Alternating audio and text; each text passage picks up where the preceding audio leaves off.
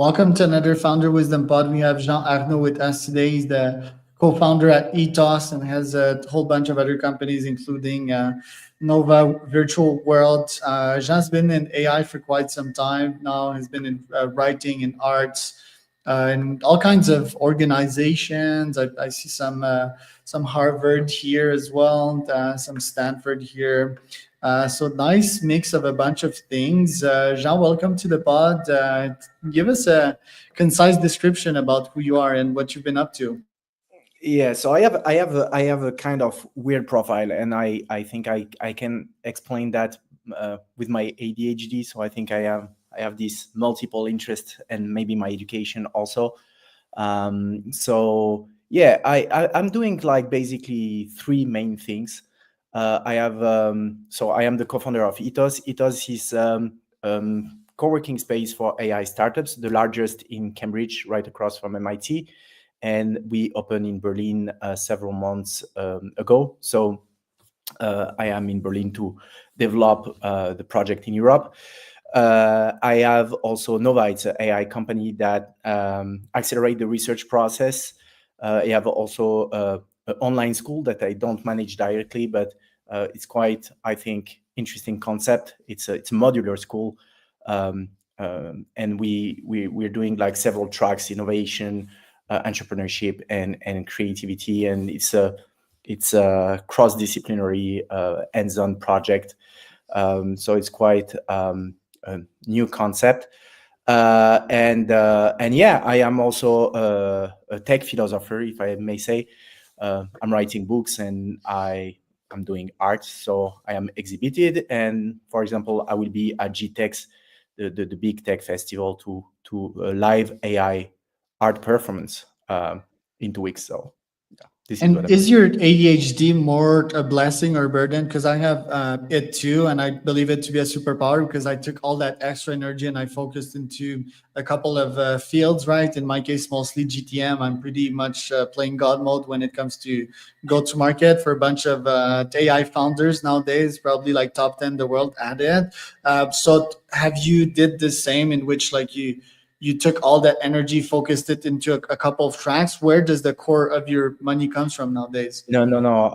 I mean, it was a hard journey. So it was not at all a superpower first. I think, I guess that I have this big energy, and I have this transition between this high and hyper focusing, where I am hyper productive. I can do a lot of things. So I wrote books in 2 or 3 months, thesis that same, but sometimes I can just not do anything during months, Holy shit. almost.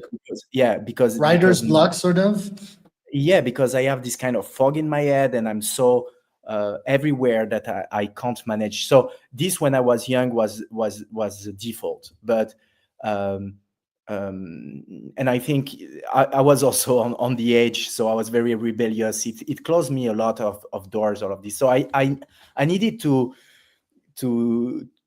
hit the wall sometimes to understand that I needed to find structure. So I tried very, very hardly to maintain a high disciplines, to force me to keep focusing with an agenda on my task, and I forced myself to really go task after task. Right. And that discipline nowadays, what does that look like? Do you also have habits in your days like doing high intensity sports or going in recovery mode and going into meditation, for example, to optimize your productivity? So I had this period, but it's not the period that I am in now. I think I found my balance and my structure. So I need really three things in my life. I need a focus on something that really makes sense for people. I would say this is my education thing. I need something to develop myself spiritually, if I may say, and it's art for this, or writing. And I need also to achieve something in this life, and this is business. And without these three columns, there is no temple. I And love I that. really need I really need this. So my disciplines is very well structured. I wake up very early. I am writing first because this is where I am the most productive, the morning, weirdly, maybe. And after, when everybody is waking up around 8 or 9, I start my business day. And again, I'm going task after task. I have a notebook where every Sunday I'm scheduling everything, all the calls, all the tasks that I have to do, and I even try to put in my schedule what could happen, like something that could happen. So I have a slot if something is happening during the day. So Dude, that's next level. yeah, it might be a little bit too much, but the fact is I need that to survive. Very interesting. Yeah, I have heard about that's not necessarily like in the calendar, but it's like a visualization method, a negative visualization method, right? Okay. Like if shit hits a fan, if this like low odds but incredibly destructive type of events happen in my life, like visualizing that, putting myself in these shoes and be like, okay, this is how I'm going to react. And I think that has brought immense value in my life. Like back then when I started my entrepreneurship career was all about like The Secrets. Did you watch that fucking movie of like, oh, just think of that Ferrari and it will magically appear in your driveway? I think most of that is bullshit. I think what people need is negative visualization and think of themselves as athletes, aka like people that can take a big amount of pain. Visualize that more than you actually visualize the Ferrari, because the Ferrari is the end results, right? And by the way, there's very few odds of you reaching this in legit ways, that is on the short term. But what will happen is that you will get into pain mode. And if you practice that scenario in your head, just like an Olympic athlete would practice themselves on the judo mat, for example, and winning and going through pain and through unlikely scenarios, I think that's how you get to the destination faster ultimately. Yeah, yeah. I mean, yeah, for sure. What I saw in my life also is the behavior that I needed to change, because I have tendency to be very straightforward. Uh, I have no talent for diplomacy, and so people really like it because I always say what I think. uh, but some people really hurt by this way of communicating. They really need like to somebody who's polished and who takes care and who showed with his behavior that And is why don't able you to. manage AIs instead? You can't hurt an AI's feeling. That's what I did So, a couple of years ago. I mean, I'm more polished than I was. I have the same problem, but I don't think it's a problem. I think it's no bullshit. I think it's like we need to get shit done. And my AIs nowadays, they won't cry on my shoulder because I told them the truth. They will just get shit done and they won't get offended by anything. And I'm the same. I don't get yeah, offended by what people tell me. so I'm like this also, but I understood during my whole journey that if you try to put yourself in the shoes of the others, you can say the same thing in the way they cherish. And AI is true is very helpful for this, because I try to fit my messages with aligned with the character of the people. So Oh yeah, I do that too. I feed my AIs to write in some way that they would be able to digest, right? yeah. And we might think this may be bullshitty, but it's not. It's just their communication language, right? Just like everyone has their love language, for example. If you don't speak it, they just won't get you and they will just churn on you. Yeah, exactly. So that's it. I think AI is really undervalued in this aspect, and I use it a lot in this way, because again of my communication problems during all my journey. So, what's your main cash cow nowadays? Because you mentioned that, yeah, spiritual venture. You mentioned also like you need to be successful business wise, right? Like, what is your main cash cow as of now? Is it Ethos? Yeah, I mean, Ethos is more a non-profit, even if I invest a lot of my time in this, and I think this is a wonderful project, maybe the best I have right now, because first it is very successful, and second of all, it is very impactful also. So I think I have in this non-profit a lot of things that can satisfy me. But yeah, for the money, it's more I would say like classic business. I have real estate. I invested when I was younger, and yeah, so that's my main source of revenue, and this revenue is invested in technology. So yeah, Do you do some I consulting as well still nowadays? yeah, I'm doing consulting times to times, but it needs to be very interesting for me.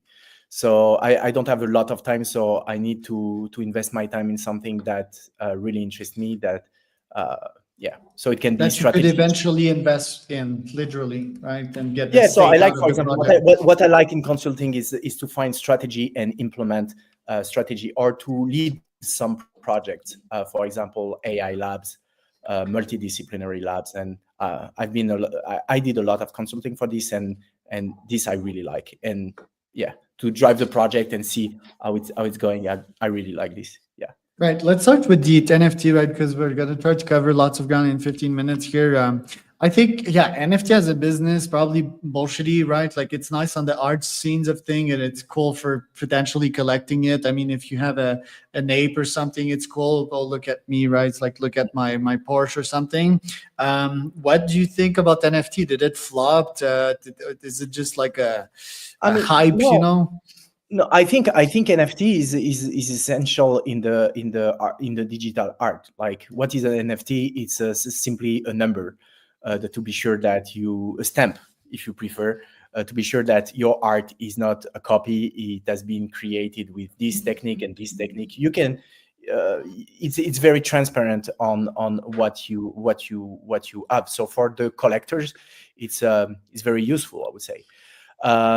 So the NFT is more stamps, so this will never disappear.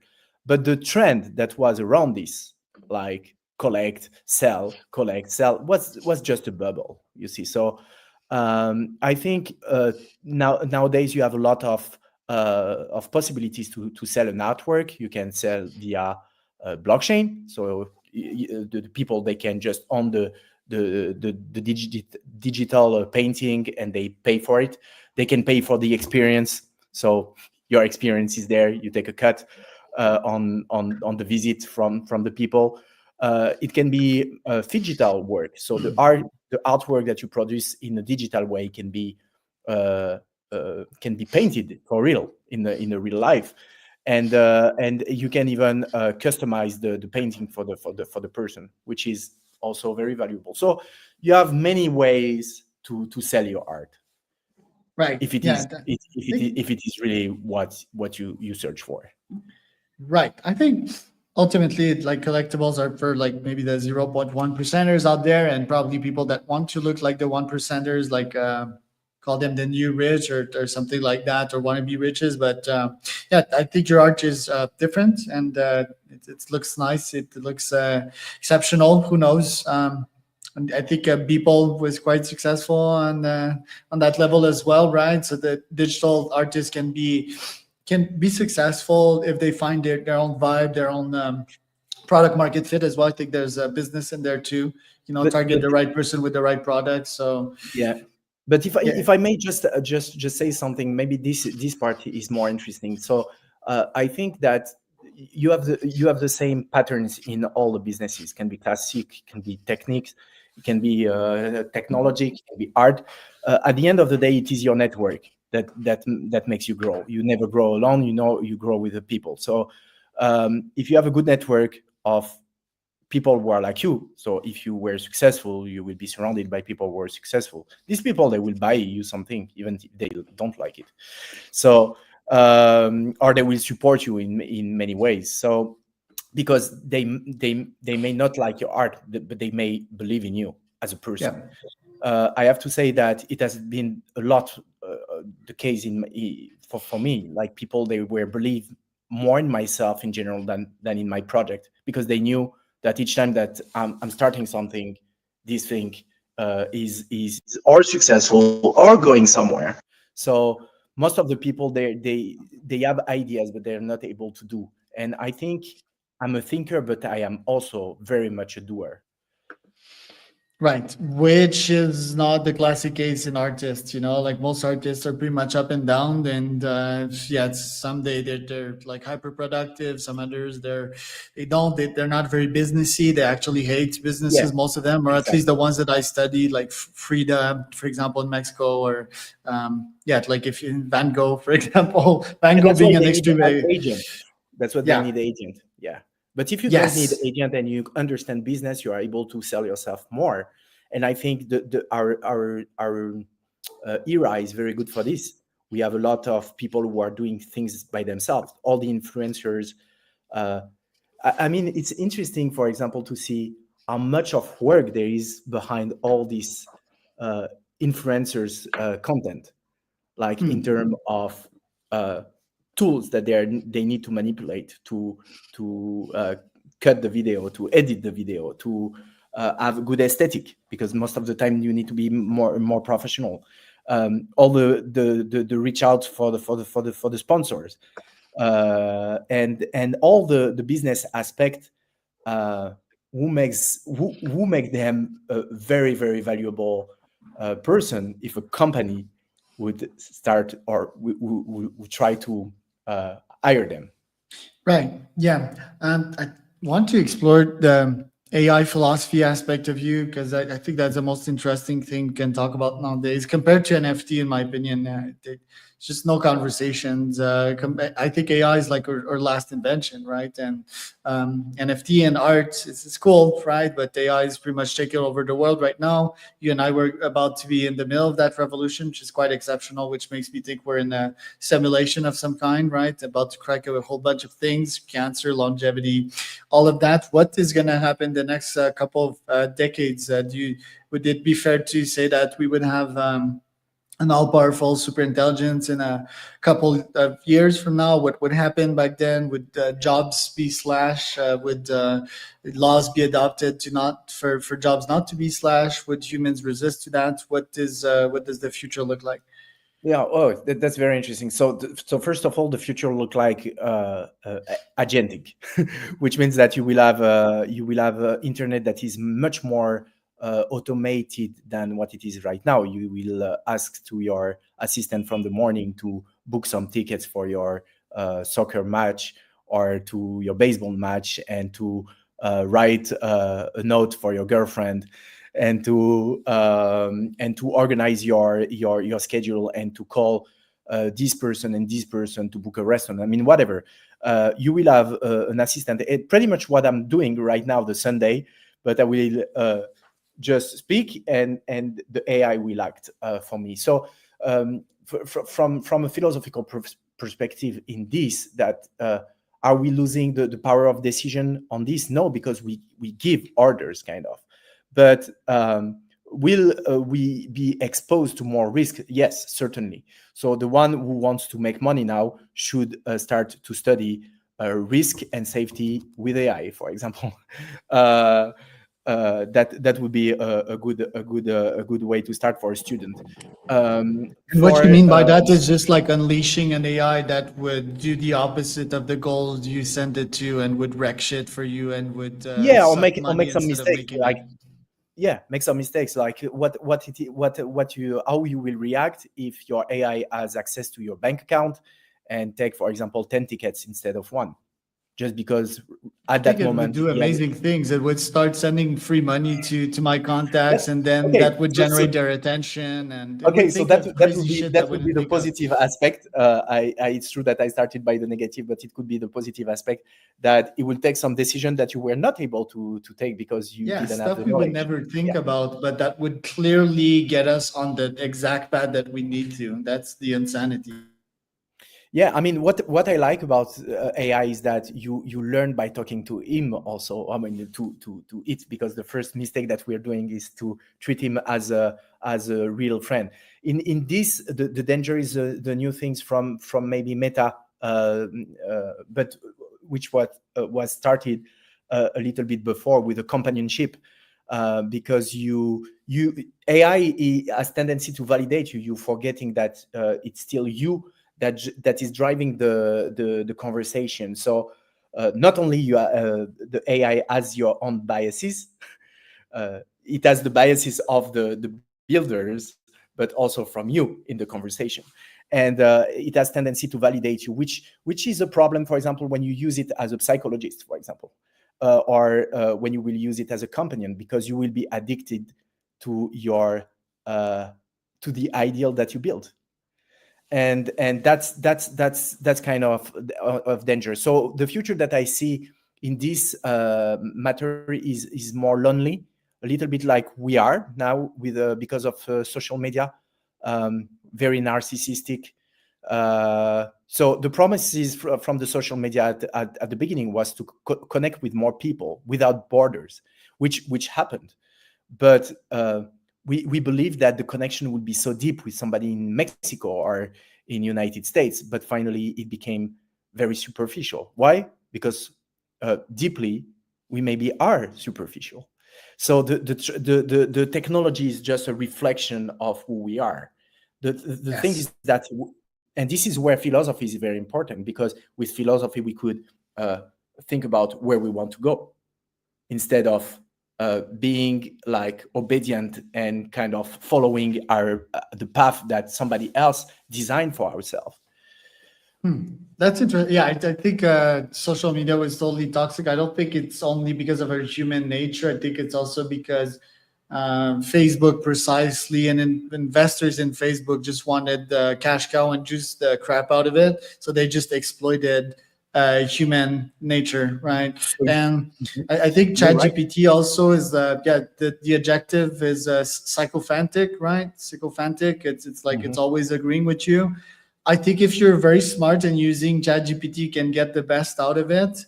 But most humans haven't reached these level of smartness. And I think being very individualistic is an intellectual stage. You need to be ambitious in this life and sort of self-centered to be successful and to survive. But you also, once you reach that state, you need to let go of that and be more open-minded and understanding your own megalomania, for example, and that's where you can start being honest with ChatGPT and tell it to give you like a no bull crap answer. The problem is that it has a context window and that it forgets shit all the time, so it comes back to its native model.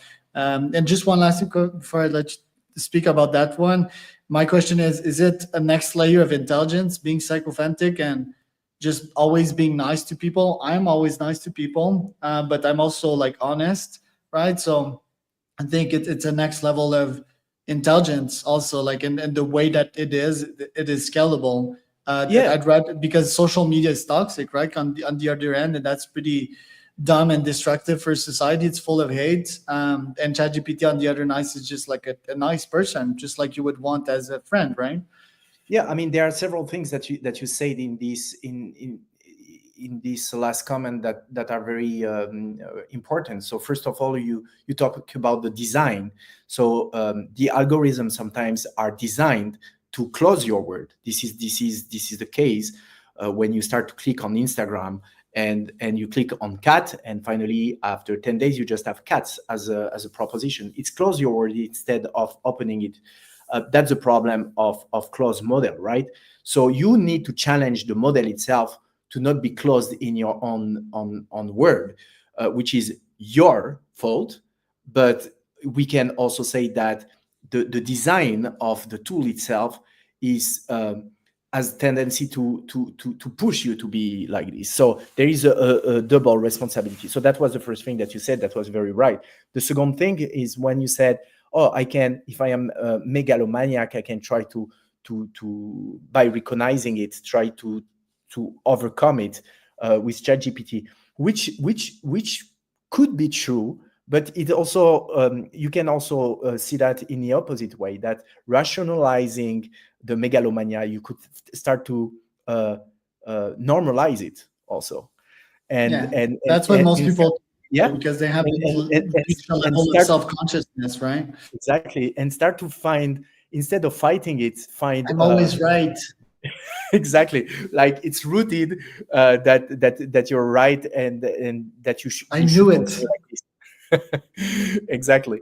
And the third things that you said that was very interesting was the was the last comment about. Next level of intelligence, right? Like I think being sycophantic is a higher level of cognition. Just is not always agreeing with someone, but I think it's being nice and paraphrasing what they said, and even steel manning what they said, even if you disagree, right? And it's empathy, it's EQ to start, and it's intelligence as well, because if you start with negativity in someone, you're going to generate cortisol to them, and then you're closing off their reception gate. They're just not going to receive what you have to say. Yeah, yeah, there is two things here. I think that the first one is to I think you can talk to people kindly and say the same thing. We had this conversation at the beginning of this podcast, and I think it is really true. You can do that. You can achieve the same goal by just adopting the right language and the right to transmit the right message. AI can really help in this. The other things that what we see on the social media, like all this hate that is not punished, but that would be punished in the real world. So there is a big problem here, and we never solved it because we don't want to touch to the freedom. But at the same time, we touch to the freedom in the real world. So why we don't touch it in the internet world? That's a very crucial question, because we could have a digital identity, and I think this would very help. Because when you cannot hide behind avatars because you have a digital identity, so sure, it is a problem if after you have an authoritarian government.